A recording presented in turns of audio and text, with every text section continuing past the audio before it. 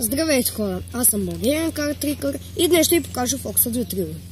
Ще помоля зрителят да изтегли някоя карта, само да я дръпне нагоре без да я вади. Ето тази. Добре, нека да преброим коя е подред. Първа, втора, трета, четвърта, пета. Добре. Запомнихте ли картата, коя е тази? И прибираме така цветето. Ще махна 4 карти и ще ги сложа най-отдолу. Ще взема тази карта и ще я пъхна някъде в цветето и ще обърна тази. Това ли е вашата карта? Да. А сега и към разкриването на самия трик. Самият Фокс трябва просто да си държи. Е така, разгъвате това тестето и взимате най-долната карта. И я слагате и тук. И нея я държите. И казвате да си дръпне зрителя една карта, без да я вади. Примерно е тази.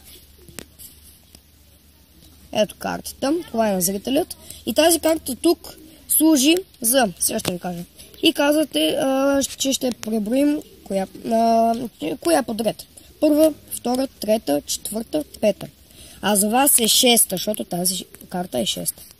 И както така си прибирате тестето и казвате дали са запомнили тази карта. Те естествено казват да. И прибират. Махате 4 карти. И ги слагате най-отдолу.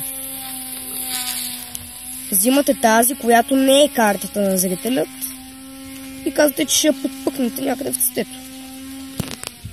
И най-накрая обръщате тази карта. И това е карта на зрителя. Това ли беше вашата карта? Да. Това беше от мен, Българен картрикър. И ако Фоксът не ви е харесал, си пуснете някой друг. Абонирайте се за канала ми. Ако ви е харесал клипа, го харесайте. Ако не, казах ви да си пуснете някой друг. Ако искате, коментирайте и можете да гледате клипа. И чао!